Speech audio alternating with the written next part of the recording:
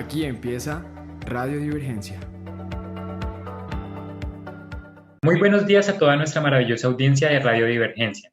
Estamos comenzando una nueva edición de nuestro programa que recibe el nombre de Estatismo Racial, una mirada cruda a la realidad de Buenaventura, un pueblo abandonado por el Estado. En el día de hoy nos encontramos con Sara Chamorro. ¿Cómo estás, Sara? Bien, Brian, con un poco de frío, pero lista para iniciar esta nueva misión. Sí, estos días ha hecho mucho frío. Pasamos con Santiago. Hola, Santiago, ¿cómo estás? Hola Brian, muy bien. Aquí esperando a ver qué pasa con, con el mundo en estos días. Muy bien, una grata bienvenida a los que nos oyen. Y acá estoy siempre pendiente para todo lo que necesiten. Muchísimas gracias, Santiago. Y por último, el último panelista, que sería Valentina Leal. Valentina, ¿cómo estás? Hola, muy bien, gracias, emocionada por estar aquí. Muchísimas gracias. Valentina, el día de hoy nos acompaña de la Universidad de La Sabana. Ella estudia comunicación social. Pasamos con Sara Chamorro, que nos tiene entre líneas. Entre líneas. Esto es Entre líneas, la sección que te mantiene al tanto de los titulares más pertinentes de esta semana. Comencemos con Brian. Cuéntanos, ¿qué nos traes para hoy?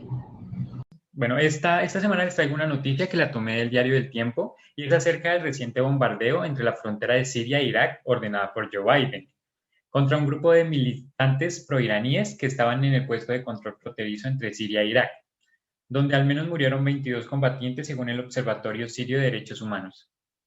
Estos ataques fueron autorizados en respuesta de los ataques contra el personal estadounidense que se encontraba allí en la posición de Irak.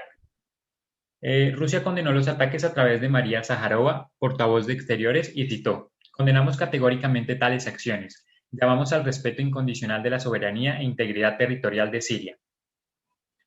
Ya eso, no sé si tengan alguna opinión.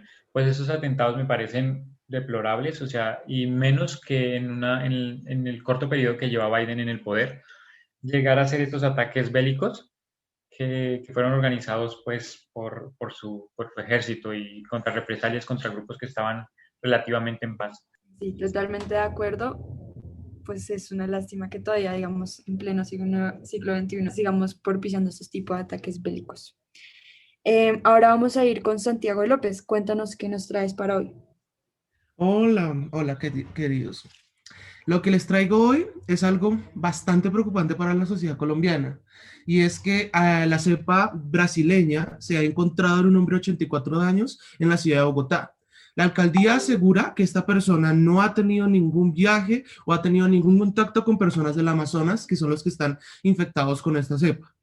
Se cree que es posible que ya la cepa esté en circulación en Bogotá y en una gran parte de Colombia, por lo que la alcaldía asegura y dice que debemos estar siempre pendientes y no bajar la guardia, o sea, seguir con las medidas de autocuidado, porque es posible que esto genere ya otra nueva ola de contagios, y eso sería muy preocupante para la economía colombiana. Una nueva ola simplemente desataría una crisis aún peor que la vivida en 2020. La economía actualmente está sumamente debilitada por la situación que vivimos en el año 2020, por las crisis, por la pandemia, por el hambre y por todas las situaciones que no se han podido solucionar en este momento. Así que por favor todos cuídense y cuidado con bajar la guardia, porque la cepa brasileña lo que trae es mayor tasas de contagio, y esas mayores tasas de contagio terminan en una mayor cantidad de muertes. Así que de ustedes depende que los demás también estén vivos, no solo usted, sino los demás. Así que mucho cuidado. Una noticia bastante angustiosa, Santiago. Y pues nada, de hecho invitamos a todos nuestros oyentes a estar cuidándose y que tengan mucho cuidado cuando vayan a salir de sus casas. Para cerrar la sección, mi noticia de esta semana la tomé del diario El Tiempo y se acerca de que la Secretaría de Ambiente aprobó la intervención para 28 árboles en la estación de suba de la Transversal 91. Y esto es atendiendo a una solicitud de ampliar las estaciones para que podamos respetar precisamente estos tipos de protocolos y las cuestiones de distanciamiento social, ¿no? De esta intervención tenemos que se delegó la tala de árboles y en algunos casos el traslado al IDU, que es el Instituto de Desarrollo Urbano, Y ahorita este proyecto de ampliación de las estaciones de Transmilenio va a abarcar todo el sistema troncal, del cual ya 15 estaciones ya se están haciendo parte del proceso de contratación por urgencia manifiesta. No siendo más, finalizamos Entre Líneas y damos inicio a nuestra sección de debate Voces Disidentes. Voces Disidentes. Bienvenidos a Voces Disidentes, la sección que siempre está pendiente de la coyuntura nacional, donde debatimos y damos la opinión de los estudiantes. Esta vez vamos a hablar del racismo estatal, que se vive en la ciudad de Buenaventura, una ciudad azotada por la pobreza, la delincuencia, la destrucción de su rama institucional. No hay ley ni orden. La única ley y orden es la que ponen las bandas delincuenciales. Hoy vamos a hablar de este tema tan preocupante que ha vivido Buenaventura desde sus inicios, una sociedad completamente, digamos, discriminada, posiblemente ni siquiera por una consecuencia, digamos, racional del ser humano, sino por algo irracional que nos inventamos, el término la raza. Hacer que las personas de diferente color al que nosotros profesamos como más común se limiten a una escala social y que las apartemos de la vida urbana y de la vida, digamos, estatal, y no les demos sus derechos, no se les proteja, y siendo el puerto más grande del país, es algo que nos preocupa a todos. Por eso hoy traemos a colación este tema, un tema sumamente desquebrajador, un tema que puede rompernos en pedazos, para entender que somos como sociedad una de las peores, al no comprender el dolor que sufren las personas en Buenaventura, al dejarlos ahí tirados como si no fueran colombianos, al no ponerles atención y al pensar que ellos van a seguir ayudándonos aún si van a estar en el puerto haciendo todos los trámites para que Colombia le ingresen productos del exterior. Es una cuestión muy injusta. Ningún país en el mundo posiblemente tiene a su puerto más importante como uno de los lugares más pobres de su país. Estamos hablando de comparaciones muy similares. Ecuador, ellos tienen un puerto al lado de Buenaventura, donde ocurrió la mayor muerte por coronavirus, pero igual es el puerto más pujante de Ecuador, es una de las ciudades más pujantes de Ecuador. Así que no podemos ver cómo esta diferencia tan grande de una ciudad que queda a kilómetros de Buenaventura, pues simplemente sea 1000 veces mejor solo porque está en un país que no maltrata a sus ciudadanos, quitándoles el derecho a tener Estado, a tener la educación que se merecen, a tener los servicios públicos esenciales y a combatir fuertemente la pobreza y la inseguridad que trae consigo el abandono estatal. Así que, no siendo más, hoy quiero saludar a nuestros panelistas, Valentina, Leal, a Sara Chamorro y a Brian, con una de las preguntas que más nos ha, digamos, apasionado. Y es como, ¿qué acciones debe tomar el aparato estatal para garantizar el bienestar y seguridad en corto y largo plazo en Buenaventura? ¿Qué opinan ustedes, señores panelistas? ¿Cuáles son las estrategias que el Estado debe tomar y garantizar para ese bienestar y seguridad en Buenaventura? Así que vamos ahora mismo con Sara Chamorro. A ver, ¿qué opinas, Sara? ¿Qué tienes, qué consideraciones haces sobre este tema? Bueno, claro que sí, Santiago. Para empezar mi intervención, quiero citarles un fragmento del informe del FEDesarrollo y CERAC del 2013, que dice: Buenaventura es la suma de las paradojas. Es un municipio con altas potencialidades frente a unas realidades decepcionantes. Una zona de gran riqueza hídrica que no cuenta con un servicio de agua y alcantarillado adecuado ni en su cobertura ni en cuanto a la continuidad de la prestación del mismo. En Colombia, Sumar se captura toda la pesca de Colombia, pero se procesa una parte ínfima. Toda la madera que consume Colombia proviene del litoral pacífico y llega a Buenaventura y pasa por ella sin ningún proceso ni agregación de valor. Por ello, el desempleo y el subempleo, así como la informalidad del trabajo, son los más altos en Colombia. Primero, en cuestiones de bienestar, yo sí plantearía que debemos de plantear como Estado empresas que se encarguen de generación de valor agregado en este puerto. Y también considero muy relevante, en términos de seguridad, tener una atención más que todo en el barrio Juan 13, el cual ha sido víctima de balaceras nocturnas durante lo corrido del año. debido a que en este lugar se sitúa una disputa interna con respecto a un grupo armado que se llama La Local y la población acá es supremamente vulnerable porque pues por un lado no tienen, digamos, es un barrio que es de muy escasos recursos y también es muy, digamos, deplorable que el Estado no tenga ahí como una presencia estatal muy fuerte, sino hasta ahorita. Entonces, ese es más que todo. Creo que ahorita vamos a desarrollar más, pero mi propuesta sería de plantear empresas de valor agregado, ya sea de carácter público o privado, en este lugar.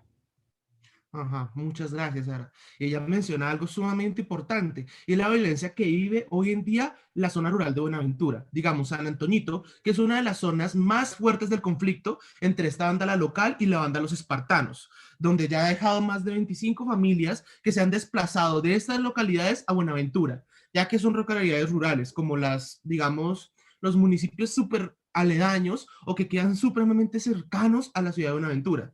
Ahora sí, con ese contexto de que Sara expone la necesidad de crear empresas, sea estatal o sea mixta, ¿qué quieres decirnos de este tema, Brian? Bueno, lo primero que yo quisiera recalcar es los siguientes datos que voy a dar a continuación, que son súper importantes, porque el puerto está en un lugar estratégico y está orientado con el Pacífico, con Asia-Pacífico, que es de nuestras principales salidas exportadoras.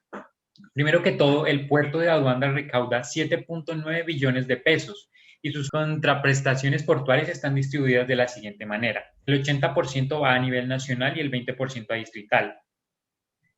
Los que hacen lo que pagan todas estas personas llegan con sus mercancías y dicen que el 20% que se está destinando a la parte distrital no se ve reflejado en ningún momento en la ciudad. También quisiera mencionar que el 80% vive en pobreza, el 80% de los ciudadanos del pueblo vive en pobreza, el 63% en desempleo, no tienen un trabajo formal.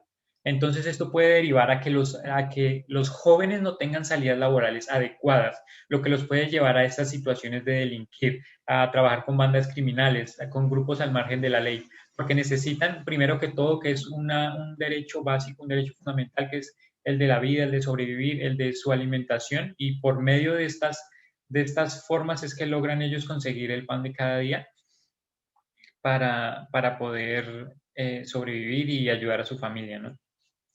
Y ahora sí, creo que hay un plan. Angélica Mayolo, presidenta de la Cámara de Comercio de Buenaventura, tiene diferentes planes de acción porque ella propone hacer un régimen especial de tributación, una zona económica especial, similares a las de la Ley PAES. ¿Con esto qué se hace? Para incentivar el desarrollo en la ciudad, para incentivar que las empresas vayan y se instalen en el puerto, que se instalen en esa ciudad tan importante, que traigan trabajo, que traigan desarrollo, porque Buenaventura no cuenta con esas posibilidades, no cuenta con el acueducto, no cuenta con servicios públicos, tiene debilidad administrativa y también está muy marcada por la corrupción. Hay que recordar los últimos dos alcaldes que tuvieron, que fue Pablo Quiñones, que no terminó por corrupción su periodo de alcaldía en 2007 y fue presentado por esa misma razón. José Félix ocurrió en 2008 acusado por corrupción y hasta el 2015 fue sentenciado a 18 años. Eso es un periodo muy largo para estos casos de corrupción. Entre los últimos actos de violencia que están dándose entre los chotas y los espartanos, que es la disputa del territorio que lleva 18 muertos y 400 desaparecidos en el barrio Juan 23, y también con esto ha traído el desplazamiento de 30 familias. Sin duda alguna, en mi opinión, la mayor preocupación es el desarrollo económico, el desarrollo social y la posibilidad de brindar trabajos dignos con prestaciones y servicios a las personas que están allí para que puedan desarrollarse y no entrar en grupos delictivos ni al margen de la ley. Creo que es primordial el enfatizar la educación y el crear mano de obra adecuada al mercado, generar bilingüismo, generar un funcionamiento adecuado en la ciudad y sobre todo en la función administrativa del puerto de Buenaventura, que ustedes miran el puerto y miran Buenaventura y es un contraste bastante fuerte, lo que se puede notar de pobreza en el pueblo y lo que se puede notar en el puerto, que parece un puerto de últimos modelos y todo. Muchas gracias, Brian. Entonces vemos una realidad bastante compleja. La ciudad de Buenaventura está sumida en la violencia, en la crisis, en la destrucción de todas las instituciones estatales, con la corrupción. Ahora, Valentina Leal, una compañera de La Sabana, ¿nos puedes decir qué opinas respecto a este tema? ¿Qué opinas a la pregunta de cómo hacer que llegue, por así decirlo, el Estado y la seguridad a Buenaventura? Valentina.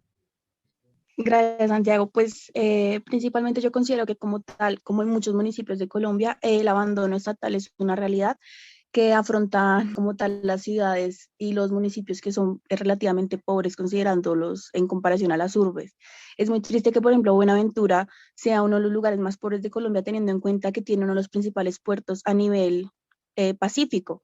Entonces, el tener en cuenta que si el puerto está funcionando, entonces no le ponemos cuidado a la gente, no le ponemos cuidado a la situación económica y social que vive la gente, a las desapariciones, a la violencia, al narcotráfico. Siento que es muy importante como tal la aparición estatal, que tenga como tal el gobierno vigente, sea el cual sea, pues en este sector.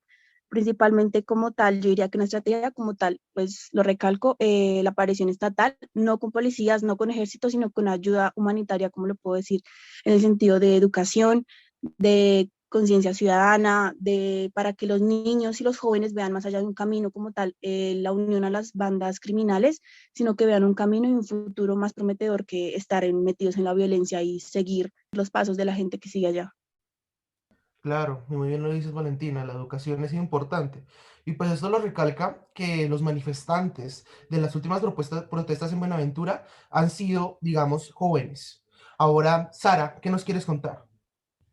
Sí, precisamente en lo que ocurrió en el barrio Juan 23 de Buenaventura, había niños inclusive que no podían dormir en las noches y esto ya está comprobado estadísticamente. Hay un paper de Munevar que estudia cómo afecta la violencia al logro académico de los estudiantes y encuentra que para estudiantes que, digamos, están en episodios como estos de balaceras y toda esta situación de violencia, ¿Tienen menores logros académicos? en comparación con los otros que pues sí están, digamos, no tienen, digamos, episodios De violencias sociales.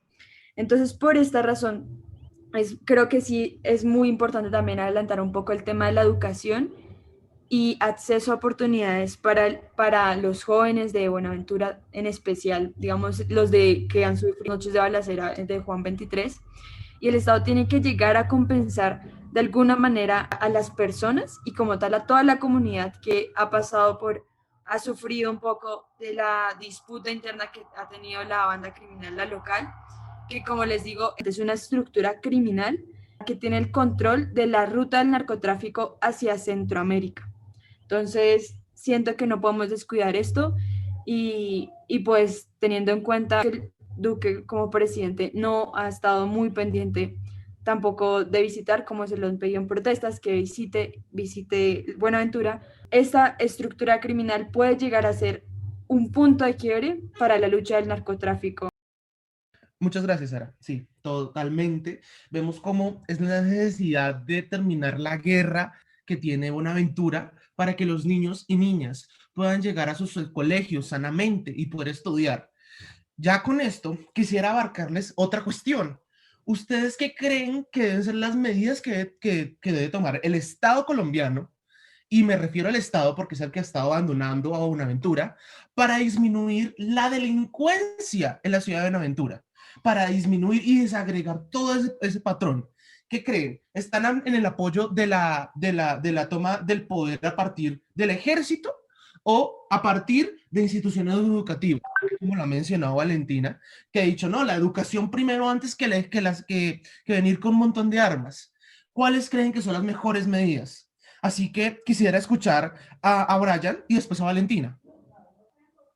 Listo, Santiago. Yo primero quisiera enfatizar en algunos planes que ha hecho el gobierno en la zona de Buenaventura. Tales planes fue el primero que se fundó en 1994, el Plan Pacífico, que lo que quería era crear condiciones de infraestructura básica y fue un plan que no tuvo éxito. 2006 se expidió un COMPES 3410, políticas integrales, las cuales tampoco se han cumplido.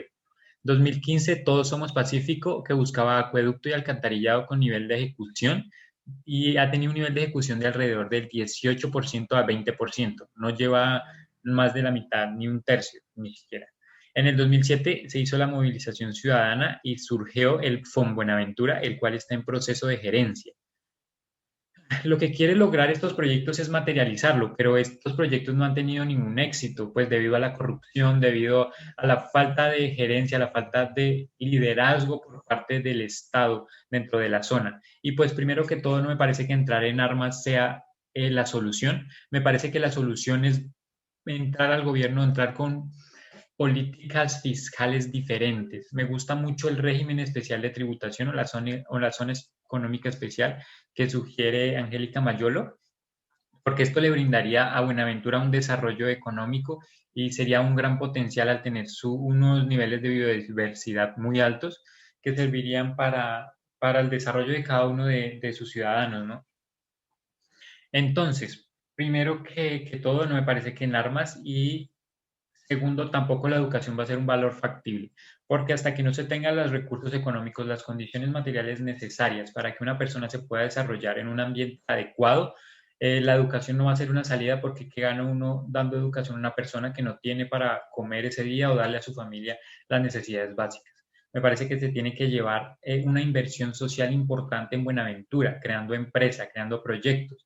Algunos proyectos que también se tienen son recursos de las mismas regalías, tal vez dar una porción más grande de esas contraprestaciones portuarias que da, y que no sea el 20, sino sea aún mayor. También los recursos de Hogar Paz, y también hay un tour Emprende que ayuda a desarrollar negocios en Buenaventura, y lo que hace es ayudar a estos jóvenes a crear sus empresas. También se ha dado la idea de un banco de proyectos de inversión. Esas son como las principales que tiene. Creo que se debe enfatizar más en el desarrollo económico, en la inversión, que en educación y en entrar en armas.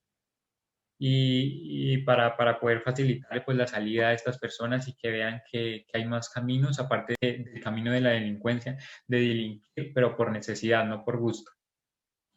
Gracias. Un resumen bastante amplio. Entonces dice, la educación viene después de que haya un crecimiento económico considerable para que puedan alimentarse. ¿Qué opinas, Valentina? ¿No sería mejor otro camino, o sigues diciendo que la educación es esencial?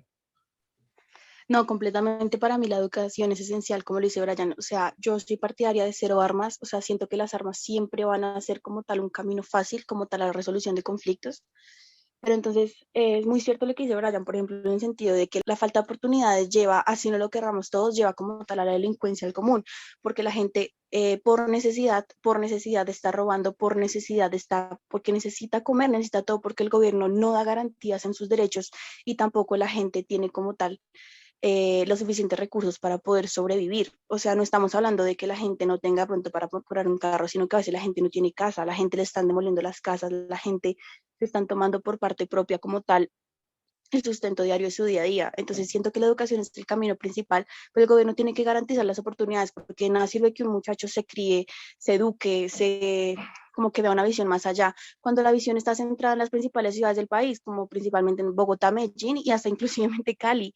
O sea, ¿de qué sirve por como tal que solo los jóvenes que están estudiando vean como tal un futuro en solo las ciudades principales, cuando debería ser como tal una economía y un flujo social a nivel país? No debería ser así, debería ser que todo el país tenga oportunidades para poder un crecimiento económico, social y personal. Completamente, Valentina. Pues es que es triste bastante, y más que siendo el puerto principal de Colombia, uno de los principales que recibe una cantidad enorme de productos, y no tener este desarrollo es preocupante. Inflige una causalidad en nuestra mente de posiblemente qué causaría esto. Ahora sí, Sara, darnos tu comentario respecto a si es mejor la seguridad por parte del ejército o la seguridad por parte de crear barreras para que la gente no entre en la delincuencia. Sara. Pues a mí me parece que siguen siendo cosas complementarias, porque, como les digo, hay toda una estructura criminal muy, muy grande en Buenaventura que como Estado hay que atacar, pero obviamente pues tenemos que tener en cuenta la educación.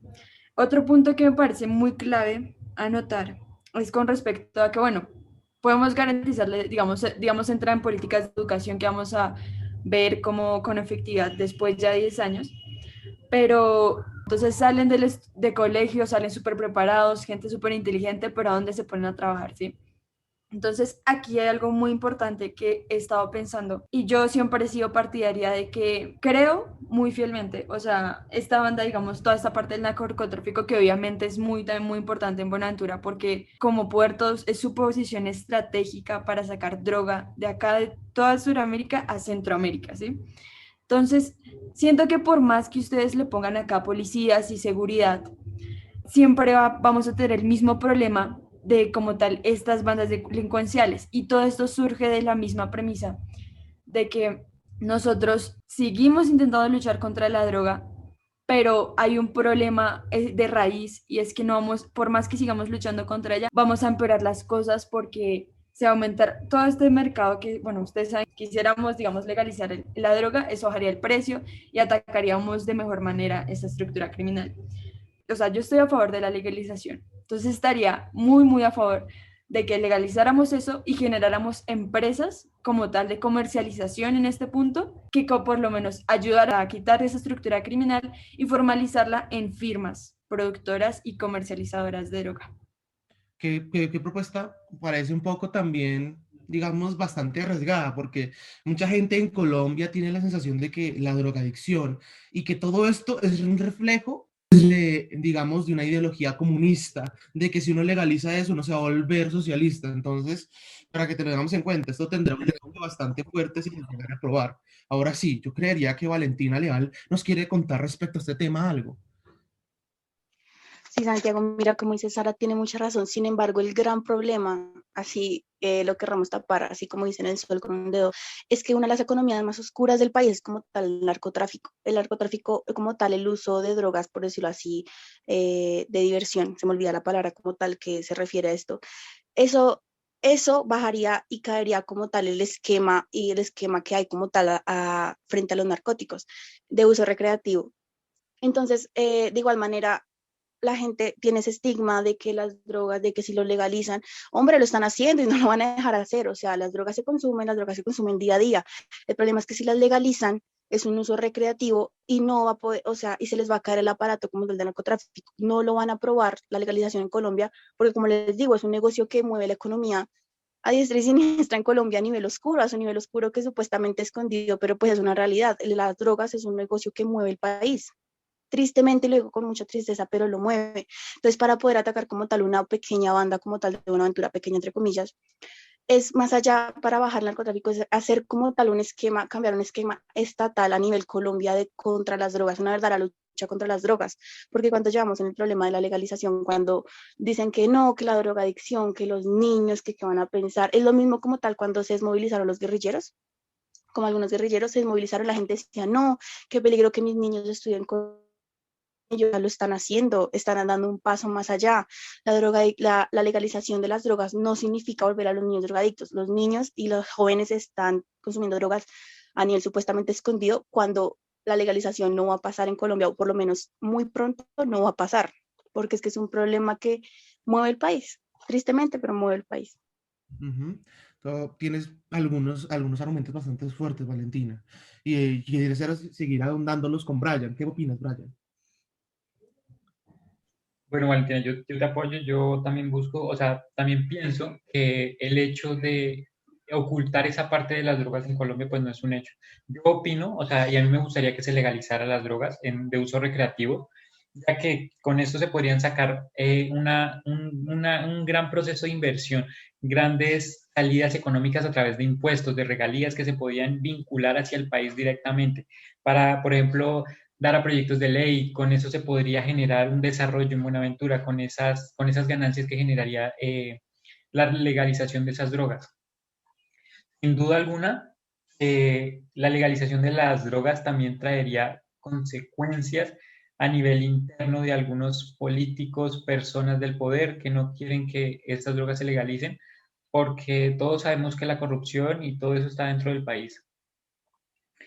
Sí me gustaría que se legalizaran las drogas porque igual a pesar de todo siempre va a haber esas drogas ahí, siempre va a haber las personas que las consuman, siempre va a haber esas personas que la busquen y no por prohibir significa que se van a dejar se va a acabar esa parte del uso recreativo que tienen las drogas. Ujú. Segundo que todo, en 2005 se entregó esa zona, el bloque Calima, y ahí quedó para que el Estado entrara, pero el Estado no quiso entrar a hacerse cargo de lo que dejaba el bloque Calima, entonces quedaron esos huecos y fueron ocupados por las disidencias, por las disidencias, por diferentes bandas criminales que se adueñaron del puerto, porque es un puerto estratégico, es un puerto que brinda con todo el Asia Pacífico, que vincula también, puede vincular con Europa, con estos países. Entonces, por ahí es una muy buena salida de exportación de drogas y etcétera. Y también alrededor de esos sectores, al estar tan abandonados, lo que brindan esos bloques de disidencia es un desarrollo para las personas que la cultivan, les brinda posibilidades económicas. Y sí, o sea, no se puede dejar de lado que las personas necesitan unos niveles mínimos de subsistencia y el cultivar o el cuidar esos cultivos de marihuana, etcétera, les brindan esas condiciones necesarias. Entonces, al no tener esos trabajos adecuados, por ahí puede ser una salida factible para desarrollarse y para desarrollar pues a su grupo, a su familia, a su hogar y tener desarrollos grupales. Ujú. Claro, Brian. Tú mencionas algo que es preocupante en nuestro país actualmente, la existencia de un narcoestado, o sea, personas en la política que dependen de la prohibición de la droga para seguir en política, ya que esta prohibición les permite aumentar los precios astronómicamente de estos insumos para el consumo humano, lo cual les genera una gran cantidad de ingresos que utilizan para seguir en la política. Y es esencial que lo tengamos en cuenta ustedes como audiencia, entender que cuando muchas veces unos políticos rechazan la drogadicción, no son por argumentos meramente religiosos, ni argumentos meramente, digamos, de cuidado de los niños. Pueden tener un entramado narcotraficante, ya que la prohibición aumenta los precios a niveles extraordinarios, que le genera más ganancias que pérdidas. Así que ahora con esto quisiera escuchar a Sara. ¿Qué más quieres añadir? Pues yo también quiero, digamos, destacarle a la audiencia que legalizar la droga puede todo el mundo pensar que es algo que no es moral, pero en realidad es lo más moral que se puede hacer porque se administran toda esta cuestión de las dosis y estas cosas ya por el Estado con más cuidado, la gente ya no está escondiéndose para aplicarse eso y pues con eso podemos tener más cuidado de estas personas. Y también, digamos, en cuestiones de negocio es muy bueno porque, por ejemplo, en Canadá ha sido un negocio de los que se pueden, primero, tener un buen ingreso por términos de impuestos. Por ejemplo, para el año 2018 y 2019 se reportaron arcas públicas de Canadá de 186 millones de dólares canadienses entre octubre y del 2018 y marzo del 2019. O sea, imagínense que es bastante que podemos recoger de ahí y que podemos compensar a la población con, digamos, con campañas ya de sensibilidad de como el cuidado que tienen que tener al usar, todo, bueno, o sea, ya sea en la aplicación y consumo de este tipo de drogas. Bueno, entonces ese sería como un potencial que vemos como en Buenaventura, pero también una de las cosas más importantes es generar cuestiones de valor agregado. Yo ahí quisiera agregar un poco acerca que esta economía de los vicios, nosotros propiciando esto, generamos una dinámica en la economía que puede generarnos tanto bienestar por cuestión de una promoción a actividades diferentes en la sociedad. Entonces, ahí es un buen punto para arrancar, pero entonces sería bueno como oír otro tipo de sugerencias en cuestiones de producción de valor agregado para Buenaventura. Sí, claro, Sara. No solo podemos estar hablando de la droga como una posible salida, o sea, la legalización de la droga como una posible salida a la delincuencia y el incremento de los recursos en Buenaventura. Tenemos que estar pendiente de qué otros factores podemos añadirle al valor agregado y la construcción de Estado y mercado en la ciudad de Buenaventura. Así que para esto quisiera hacerles de nuevo como una pregunta más o menos así de camino. ¿Qué creen ustedes que el Estado colombiano podría implementar junto al sector privado para que Buenaventura surja con otras, digamos, industrias, ya entendiendo que tienen grandes recursos en fuentes hídricas, grandes recursos en fuentes de madera, grandes recursos en la capacidad de adquisición de mercancías de Asia Pacífico y Centroamérica? ¿Qué podemos hacer en esa área? ¿Qué opinan ustedes? ¿Qué han visto en el desarrollo de la cuestión de la aventura para poder generar mayor crecimiento económico y a la par mayores posibilidades y oportunidades de sus ciudadanos? ¿Qué crees, Brian? Bueno, Santiago, como lo mencioné hace unos momentos, me parece que una opinión que tengo y que apoyo esa propuesta que hace Angélica Mayolo es de la zona económica especial. El de brindarle a las empresas reducciones en sus impuestos, en sus tributaciones fiscales en esa zona, para que puedan venir y sentarse, poner sus instituciones, sus sedes en ese lugar y así traer mayor empleo. Segundo, se debe enfatizar en el desarrollo de mano de obra adecuada, adecuada al mercado, a lo que se exige para trabajar en estas empresas a nivel general, a nivel gobierno, y la educación en Buenaventura no ha sido un valor fundamental. Pero claro, la educación después del desarrollo económico, cuando se traiga y cuando se necesite esa mano de obra, ¿no? Otros procesos también, como hablé, esos proyectos que hacen de Tour Emprende, que están haciendo con los ciudadanos, con los jóvenes que quieren ayudar a sus familias por medio de estos negocios, de estas ideas, porque estas ideas no se están llevando a cabo, no tienen la posibilidad de efectuarse ni llegar a ser efectivas debido a la falta de apoyo, la falta de apoyo estatal, a que estos jóvenes no tienen las posibilidades de desarrollar, de crear una startup para poder lanzarla al mercado. Proyectos de inversión social también son súper importantes porque esto permitiría que pudieran tener una salida estos jóvenes a su futuro, que fueran con calma, que tuvieran una perspectiva más amplia de lo que pueden llegar a ser, de lo que pueden llegar a contribuir con ese valor agregado a la sociedad, a los mercados. Sí, eso sería más o menos. Ujú. Ahora sí, Valentina, ¿tú qué opinas? Pues sí, como tal también, aparte pues de que, pues como todos sabemos, como tal la generación de industria genera oportunidades y pues genera empleo para las personas y pues genera un flujo económico como tal en los lugares. Sin embargo, también siento que por parte tanto de los privados como por parte del Estado ha habido como tal una desaparición casi total, en el sentido de que no hay, por ejemplo, entidades revisoras como la Procuraduría o la Fiscalía que se dediquen a como tal a la persecución de los funcionarios que están en pro o que no han hecho mayor cosa por este tipo de situaciones en Buenaventura. Eso por un lado, y como tal los privados, más que como por su responsabilidad social, por su solidaridad, sino por su filantropía, que deberían tener como tal de ideología a las empresas. La ayuda social que debería estar llegando a Buenaventura en donaciones, en construcción de colegios, en construcción, en apoyo, o sea, obviamente la creación de industria, pero también va una parte como tal del sentido social, de que en Colombia como no existe la igualdad, no existe como tal una equidad para todos, como había un lema gubernamental hace unos años, no existe. Entonces, ¿por qué no la gente, también los privados, que también, no hablo como tal de las pequeñas empresas, sino las grandes industrias que también tienen mucha parte económica en el país, porque tampoco hacen unas donaciones, porque no contribuyen como tal a nivel social en construcción, lo que les estaba diciendo, en construcción de viviendas, en construcción de escuelas, para que pueda como tal la gente salir adelante, darles un poco como un empujón, por decirlo así, para que puedan salir adelante. Sí, completamente, Valentina. Y vamos a ver, quisiera como darles una mención de algo sumamente importante. Ya para ir cerrando esta sección, les quiero hacer como una última pregunta. Y es más que todo centrada en la palabra o en el título de nuestra misión del día de hoy, y es el racismo estatal. Muchas veces uno piensa, no, pues si ellos son allá están desarrollados, allá no tienen desarrollo porque no quieren, muchos dicen eso, muchos creen posiblemente que la falta de desarrollo es por culpa de sus mismos ciudadanos. Pero yo les hago un ejemplo. Los que manejan, digamos, la DIAN, o sea, los grandes los dirigentes, los que vienen por parte del Estado, son personas que llegan desde Bogotá, ni siquiera son de Buenaventura. Por ejemplo, no es por ser, digamos, cruel con Bogotá ni con nuestra universidad, el decano de nuestra facultad fue uno de los que ayudó en el puerto de Buenaventura a implementar diferentes planes para combatir la corrupción, pero fue el enviado desde Bogotá. O sea, ni siquiera es porque se haya buscado gente diferente de su ciudad.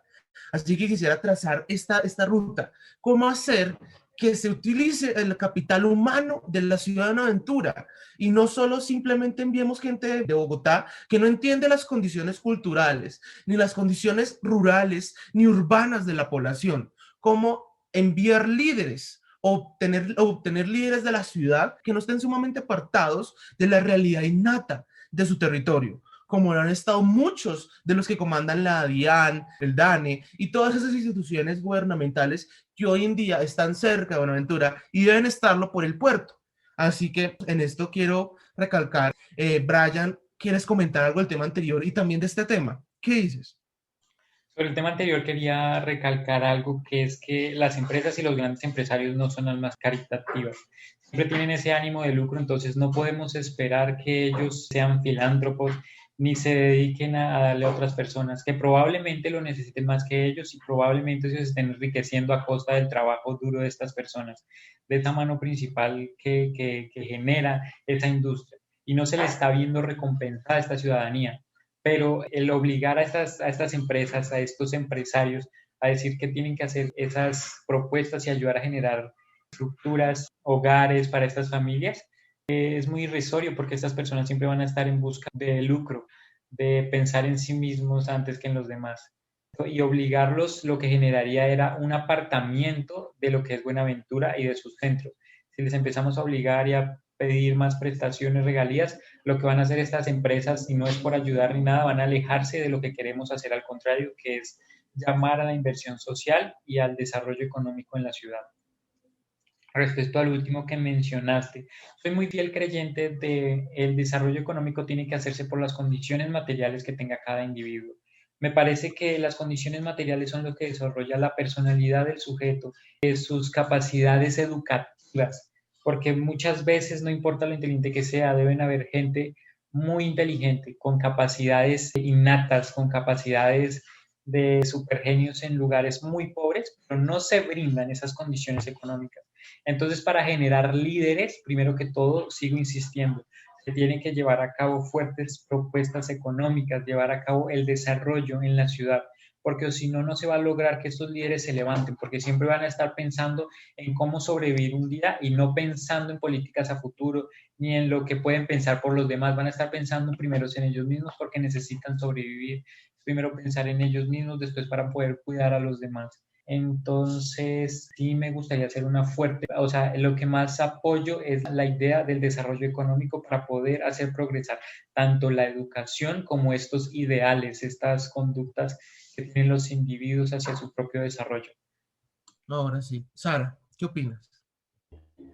Bueno, yo para responder la pregunta acerca de esto, creo que sería muy bueno que pues el alcalde y la alcaldía de Buenaventura como que se integraran un poco al debate y que se les tuviera en cuenta pues a la hora de hacer pues la política social, ¿no?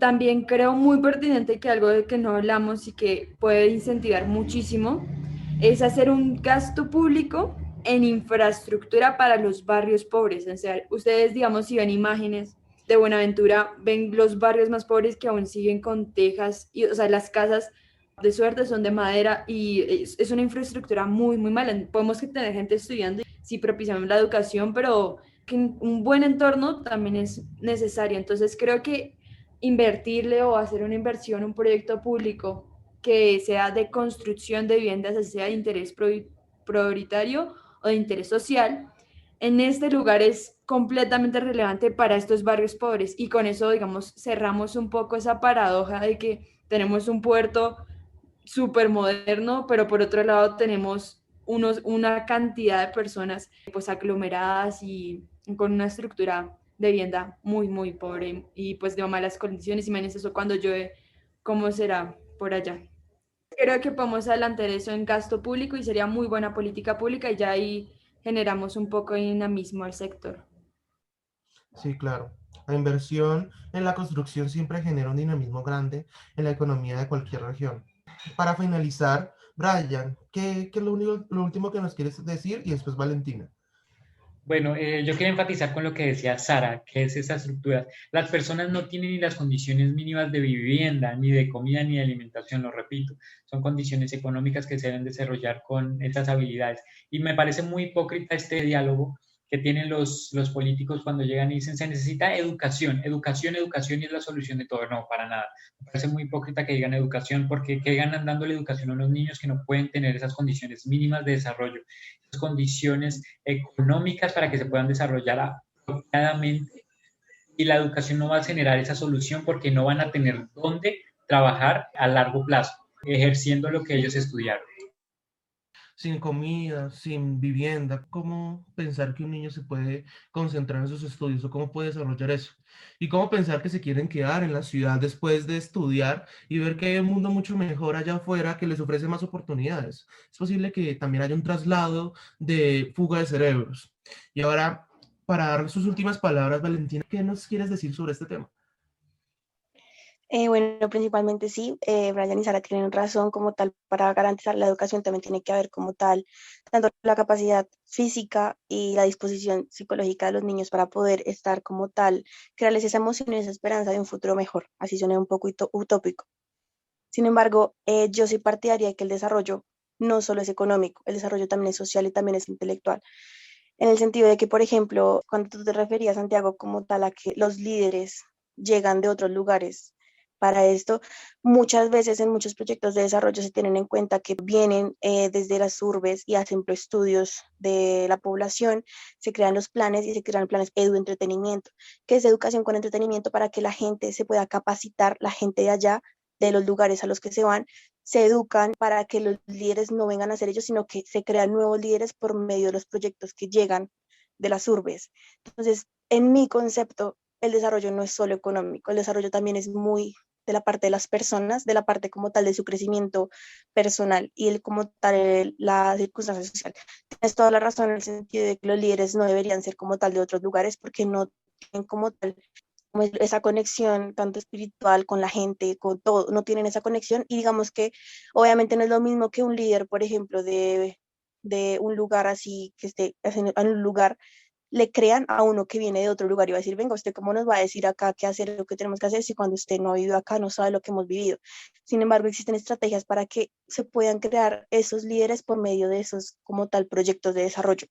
Entonces, claro, el desarrollo, obviamente la economía es un punto súper importante del desarrollo, claramente, pues porque esas estrategias que les estoy diciendo se hacen para que el pueblo sea autosostenible en todo el sentido de la palabra.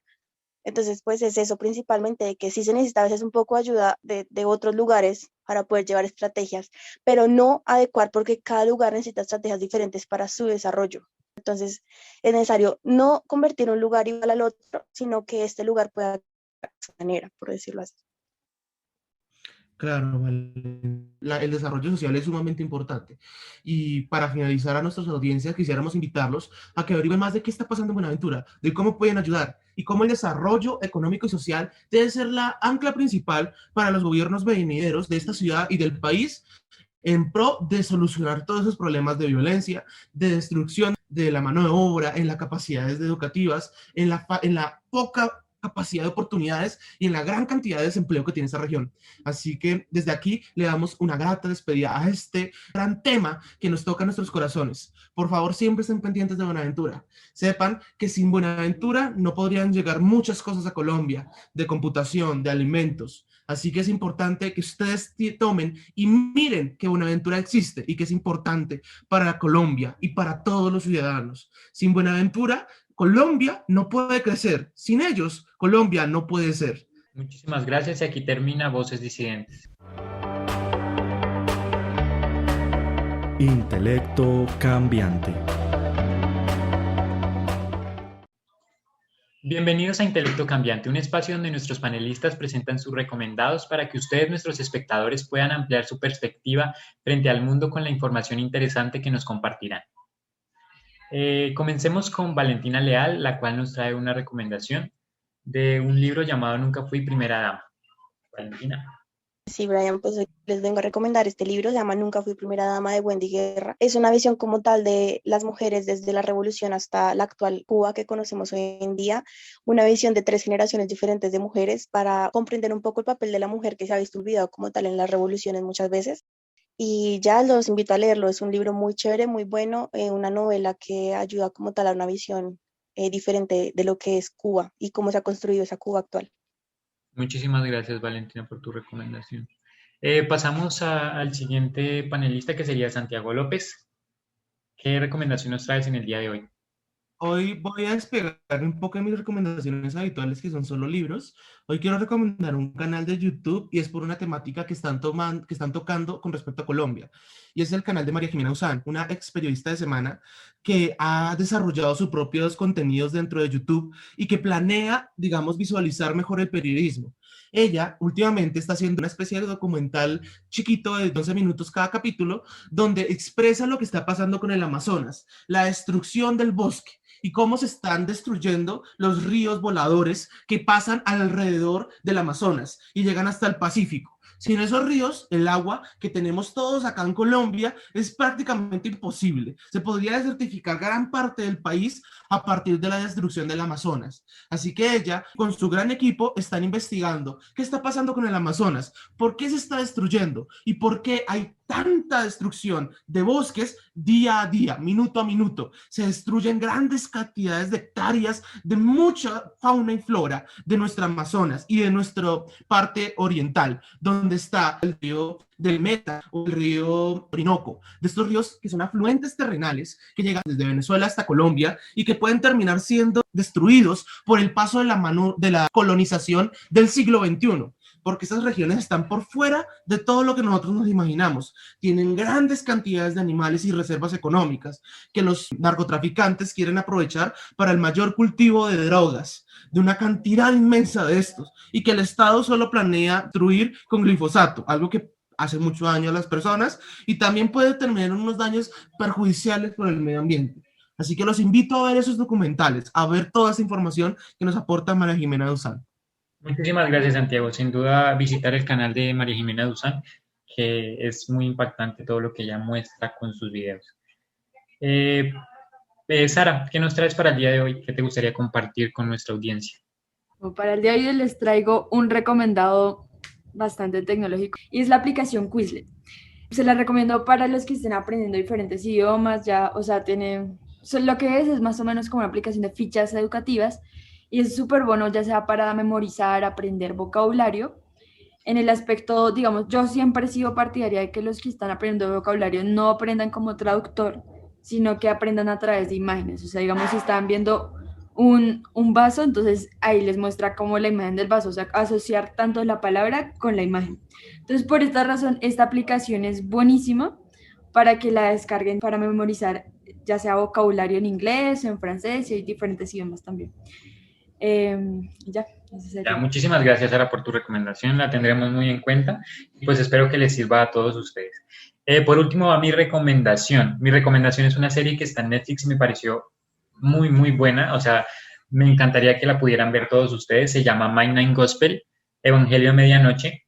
Es sacado del podcast de Donald Trussell que se llama Family Hours. Él lo que se encarga es de hacer estos podcasts con personas que han pasado por escenarios de muerte, que han pasado por escenarios de tragedia, también de felicidad. Entonces lo que muestran en esta serie a través de las caricaturas que están llevadas a cabo por Paddington Ward, que es el que dibujó, el que hizo estas caricaturas de Hora de Aventura. Entonces a través de esto pues nos muestran como a la misma vez que nos muestran en el audio sacado directamente del podcast y de la imagen que se presenta en nuestras pantallas, como diferentes easter eggs que podemos resolver y que son muy importantes en el desarrollo de las personas. Me parece muy interesante que lo vieran, que lo escucharan, porque tratan temas muy importantes como la muerte, como el amor, como qué es el perder un ser querido, etcétera. Me parece muy, muy interesante. También tratan especiales sobre la droga, y lo hacen de manera muy didáctica a través de caricaturas que lo puedes ver y observar. O sea, es un medio audiovisual increíble y pues está en Netflix, entonces espero que lo aprovechen. Aquí termina nuestra emisión 67 de Radio Divergencia. Muchas gracias por escucharnos. Los esperamos en la próxima emisión. Esto fue Radio Divergencia.